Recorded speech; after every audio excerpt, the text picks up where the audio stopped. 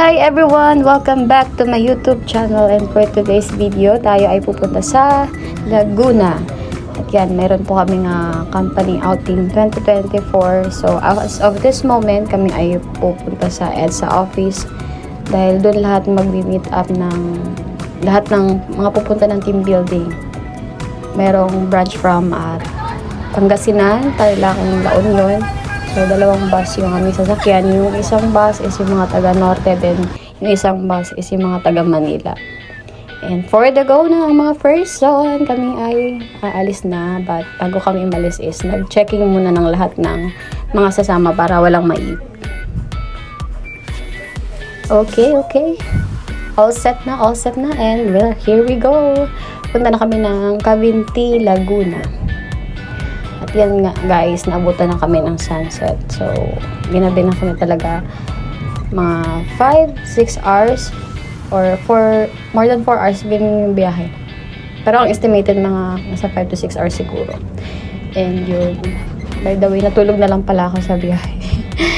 Inaalap ko yung sarili ko, naantok na ako dyan. Pero yun, natulog na rin talaga ako. Then, yung dinaanan pala naming ruta is may tinawagan yung driver namin kung saan kami mas safe. Then dito kami dinaan. I forgot the name ng road na ito or yung daan na ito. Basta mas okay daw kasi dito kasi mas malawak and safe. Unlike dun sa isa is little or maliit lang yung daanan. So, okay. And finally, nakarating na nga kami. Ginabi na kami guys. So, matagal din kami nag-wait sa may bandang ilog. Tapos, magbabangka pala kami before kami makarating sa destination namin dahil yun nga, isla yung pupuntahan.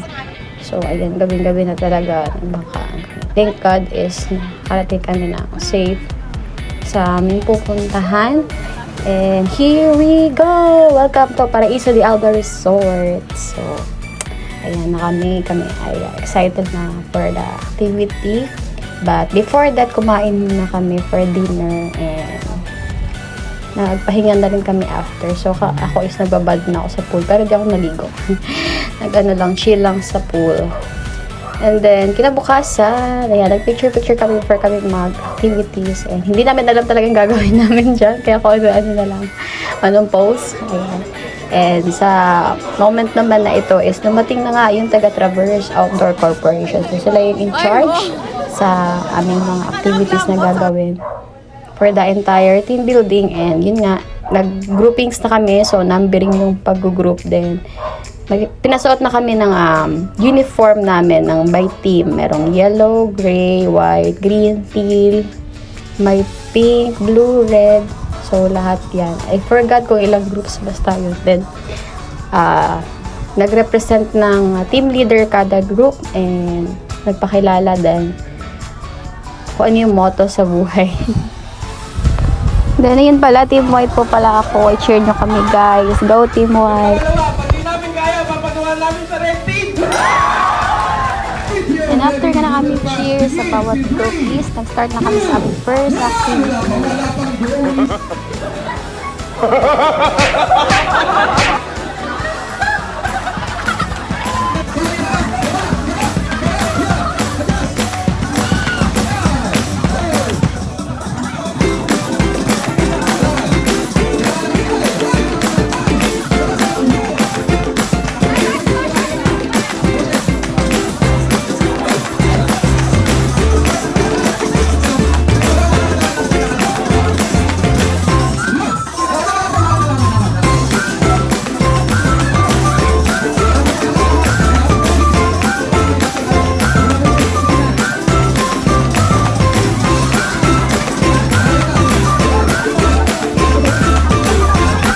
Then, sa part naman na ito is kasama namin ang aming team leader, si Sir Rowell. And nag-strategize, nag-plan kami kung anong gagawin namin sa kasunod na activity.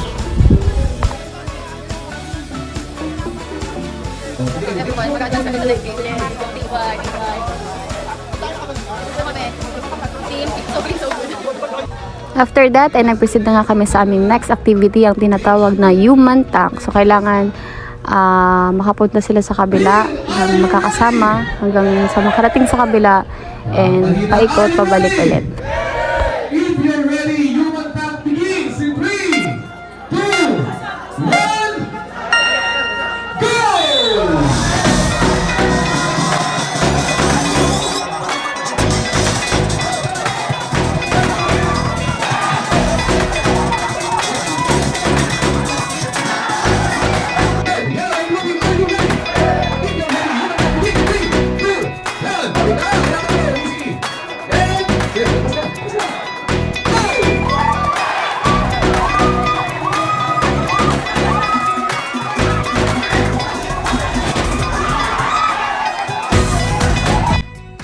The next activity naman namin is yung pencil, which is sasaluhin mula sa harap, isa after niyang masalo nung nasa likuran, and sa likuran ulit hanggang sa makarating sa dulo. Okay?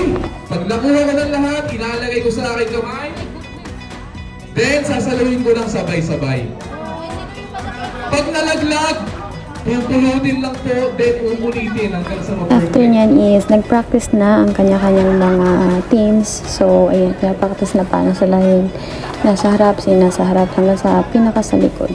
And kami naman, ang team white, ay nagpa-practice din kung sino yung marunong sumalo. Napatesting kami. Ayan. Hanggang sa naging sa record. Diba? Sinasalo. Uy! Okay, next. At yun na nga, nag-start na kami.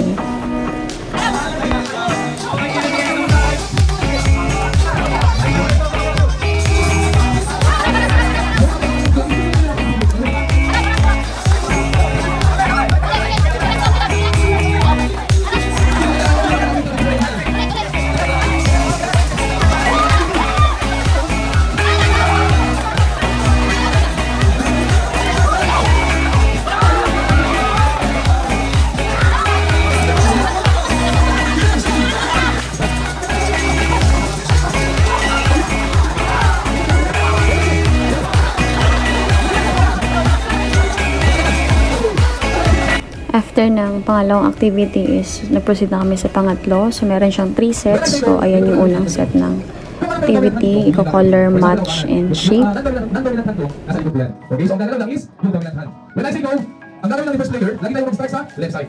Okay? Flip and match. Madali lang to. Mamaya may nakakain lang. Okay? Ang gagawin ko lang po dyan, i-flip ko lang yung bricks. Then, hahanapin ko yung shape. Okay? As you can see, yung color niya is orange, pero yung shape niya is right. Start ulit tayo sa left side. Ganun lang din yan. Color naman tayo. Orange. Lagay yung orange, red, green, and blue team.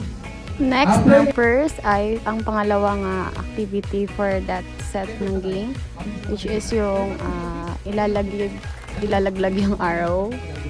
Yan. So, may katumbas na points yan. The more na pag mas maliit dun siya sa pinaka dulo, ma-shoot, mas mataas yung points. Alright? Ito naman yung last Okay, activity. next. So, mag-proceed na kami Sige sa po, sige. pangatlong activity for that set ng game. Which is yung bola is ilalapag siya sa may nakalagay na mga bilog doon na maliliit din. Next player naman. I-arrange yung cups na nasa table. So, pagpabalik, ganun din. Pagka-arrange na nasa cups, then balik.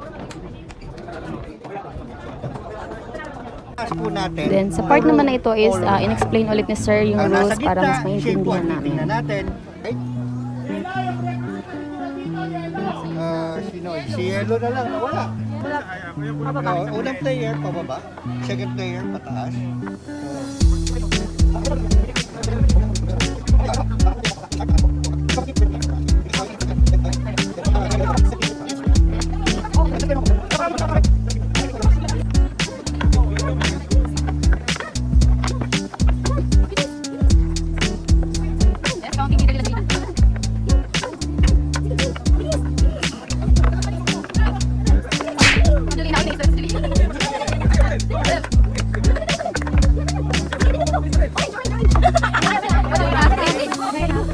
So next ay kami na nga ang Team White. So kasama ko si Rose. So medyo chill lang kami dahil na-strategize na namin. Wow! Yung gagawin. So sa second layer is yung shape. Pangatlong layer is yung color. Kung ano yung nasa dulo. So congrats! Second place pala kami here. Then after that, bumaba na pala kami para tignan yung mga ginagawa rin nila doon. So ayan. Kanya-kanyang tumpok ng mga teams. Kung sino yung magkakalaban. Ganun din sa part na ito, yung arrow.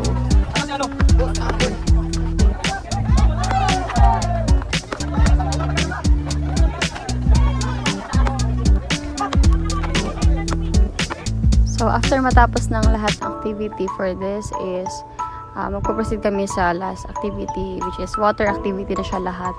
Then, merong nasa pool. At yung pinaka-last is magkakayak. So, in-inform kami ni Sir sa mga gagawin.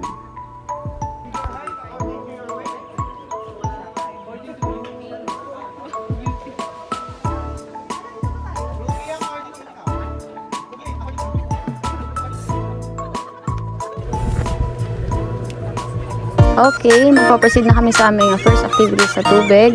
At ang rules lang dyan ay kung sino unang makapunta ng bola sa likod, iaangat yung nasa likuran. Then after nyo maangat yung bola, papunta sa harap ulit. Then kung sino yung pinakamabilis, syempre sila yung may pinakamataas na points. Followed by second place, third place, and so on.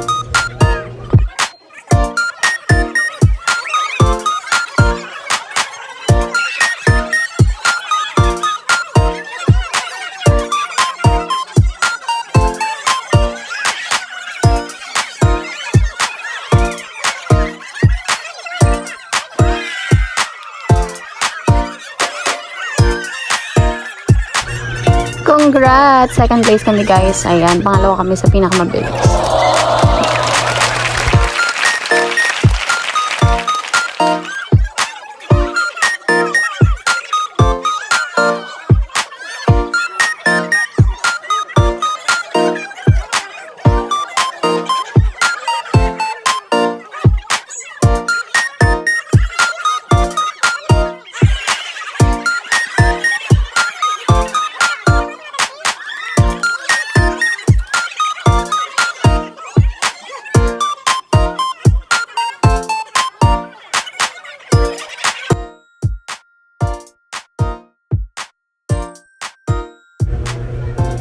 Then, sa part naman na ito is magpupusin na kami sa pangalawang activity. So, ayan. So, i-demo ni ma'am kung ano yung gagawin. So, kukuha lang ng tubig sa pool, then ilalagay. Tapos, hihipan yung bola. Then, para makapunta siya sa kabilang baso. Yan. Mabilis lang yan siya, guys. Mandali. Wow!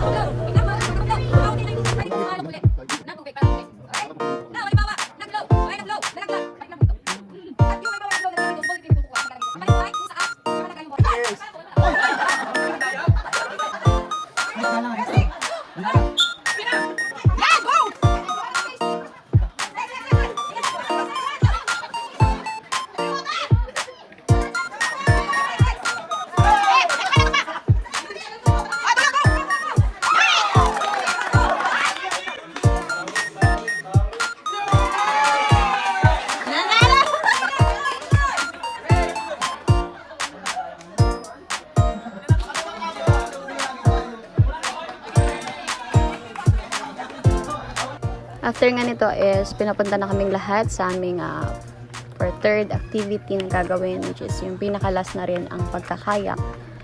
Ganyan guys, bumaba na kami. But before pala kami pumunta doon is nasabihan na rin kami na mag-life vest and inform kami sa rules, and hindi naman lahat kailangan sumali. So, ano lang, representative lang kada team. Then kung sino yung pinakamabilis na makabalik, paikot sa bangka na team, syempre may mas mataas na points.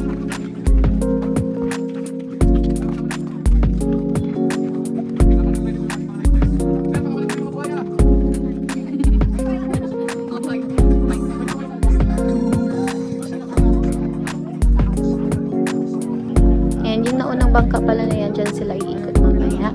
Okay, so here we go na.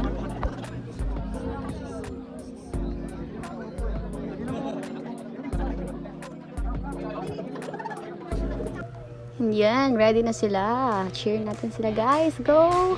Anong team ba ito? Sorry. Red team! Yung isang team hindi ko na alam. Go, guys, kaya niyo.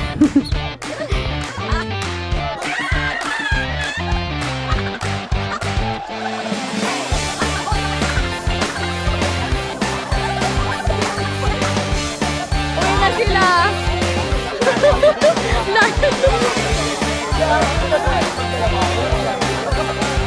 Ay, mahabol na. Oh! Oh!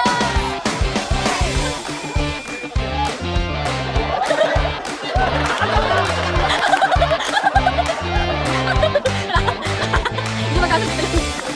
Ay, galing ito dalawa. Galing, sa Tony. Lakas naman.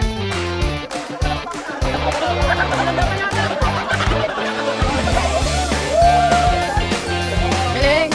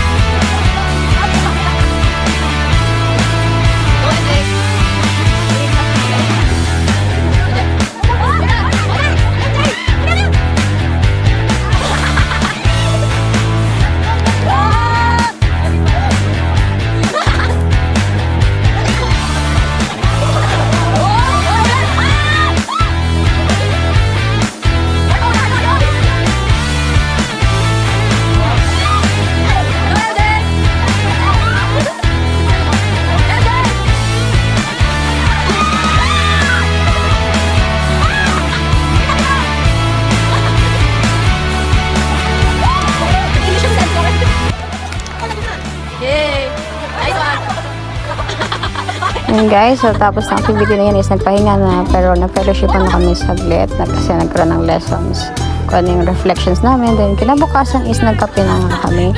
So nagkape na mga person, you ready na? And halata naman here, kagigising ko lang talaga. Tignan mo, namumugto ang mga bata. Sumaya, wait lang. So, kamusta po ang ating experience? Wow! Tinanong yung kagabi, yung question. Vlogger ka ba? Oo, hindi talaga, hindi lang halata. So, good morning everyone. So, third day namin here sa Parang sa Di Alba, Cavinti, Laguna. Tapos ngayon nagkakapila kami.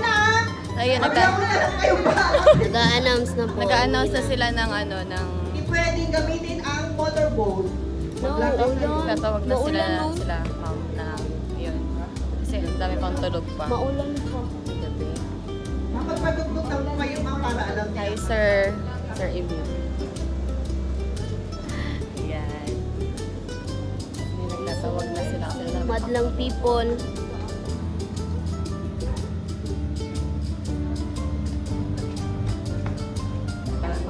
Ready na sila for Zumba. Nagtatawag na sila ng mga ang dami pang tulog.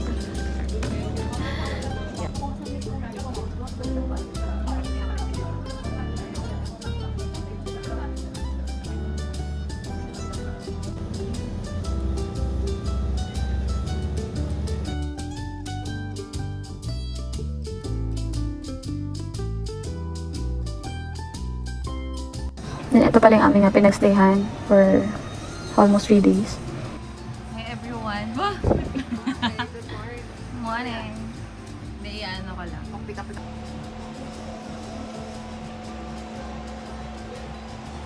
Then, ito pala guys, yung venue namin every time na kami ay nagmi-meet up para kami kumain for breakfast, lunch, and dinner. Lagi naka-fold yan, yung table din.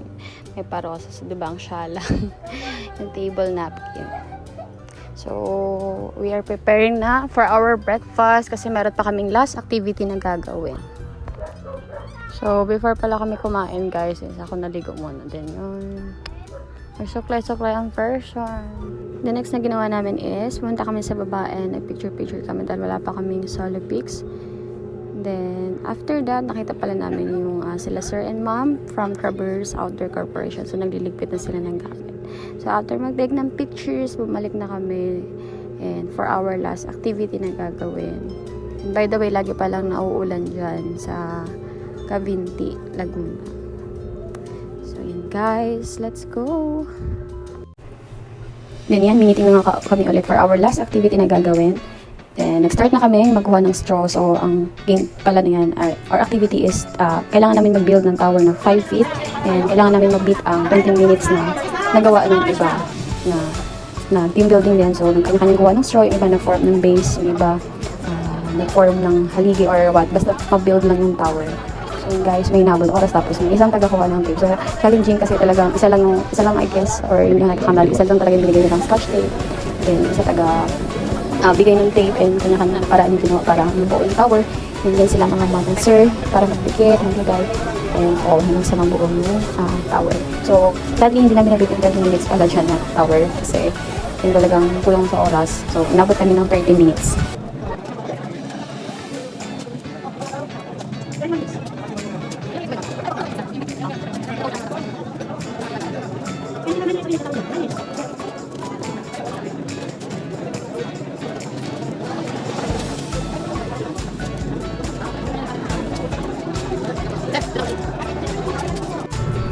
Then sa other side naman ng table is merong tagagawa ng bubong. So andyan sila sir and ma'am. Ayan. Go guys, laban! And finally, na-form na nga ang aming na tower for 30 minutes. And later on, ititibay check siya or ilalaglag after buuhin. So ayan, para malaman kung matibay ba talaga ang aming na-form na tower.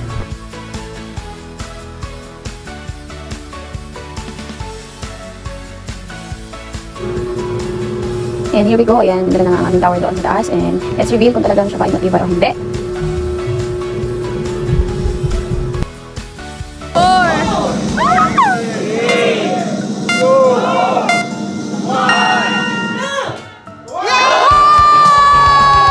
Hirap na hirap ako sa pag-iisip kanina. Paano siya ipatayo? So, naisip ko na nag-assign na lang ako kung sino yung pagdano. Wala si Riley, Sir Tony, sila yung gumawa ng pagdano. Pero nakakagat naman ako sa scotch tape kanina. Pero sa baba ako hindi gumawa talaga. Hindi, yung totoo. Hindi ba talaga natin nakita na tulungan yung bawat isa. So, may apply natin to sa tunay na buhay, sa trabaho natin. Kailangan natin magtulungan. Kailangan natin ng isa't isa. Hindi mabubuo yung isang building kung isang tao lang. Not literal na nagagawa ka ng building. More. Additional daw po kay Sir. Siguro kaya na-bench ka kasi ang taas po kasi nung pinanuhan nyo eh. Medyo bumabayan, hindi bumabayan. Sinisip! Hindi, medyo lang siguro, mahina konti lang. Okay na po, thank you. Paano na kayo? Sino gagawa nito? Paano gagawin? So that's the next step. So after the planning, what would be the next step? Ano yung pwede? So the action, okay? So nagkaroon tayo ng action, ano ba yung action natin? So ayun na, binibuild na natin paunti-unti. Okay? So after that, so you have your plan, you have your goal, tapos the planning, then the action. So what would be the last?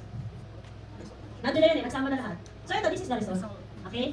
So, hindi man nakita natin na, yun na, nagkaroon lang naman ng konti at nasave naman ng nakatayo pa rin siya. Pero makikita pa rin natin kung paano siya binuot, paano ginawa ng paraan para maging matibay. Okay? So, hindi naman siya ganun bumagsak talaga totally. So, sabi ni sir, kasi napakataas naman kasi namin diba? Binagsakan. So, And then after ni Ma'am magpaliwanag about sa mga kaganapan, so life lessons about sa aming team building, so nag-proceed na for the announcement ng mga winners for kung sino yung mga nakakuha ng pinakamalaming points from least hanggang sa pinakamataas. Marjorie with a 78 points. Congratulations and thank you. Pink team. Congratulations, pink team. Yes.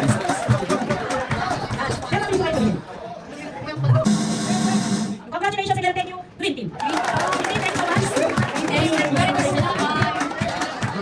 Four. Mag-iba tayo, no? Okay. Team Canada, goes to home. 84 points, goes to home. Teal. Teal, thank you so much. Okay, wala tayo sa fourth runner up. 100 points of 85. Okay, thank you. And congratulations. Yellow team.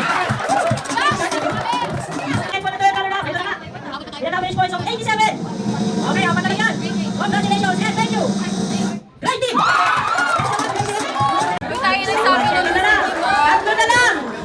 Sa palagay nyo, sino ang magcha-champion? Is it the white team? Or the red team? Or maybe the blue team?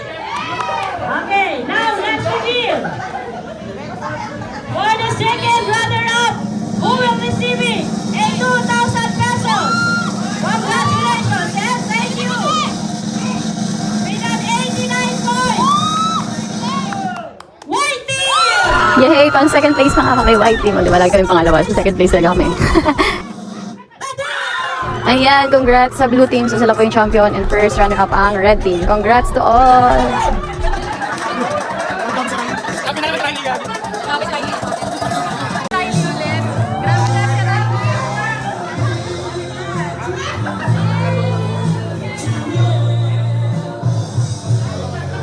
Ayan, tapos ng laban guys, pauwi na kami. And here we go, kami po ay nag-ready na, nag-aabangang magsusundong bangka pabalik sa kanya-kanya namin mga lugar. Pero lahat kami ay pabalik ng EDSA office since doon din kami galing. So bye everyone, thank you for watching this vlog. I hope natapos ito kahit napakatagal, abot ng 30 minutes. So yun, thank you for all watching. God bless you all.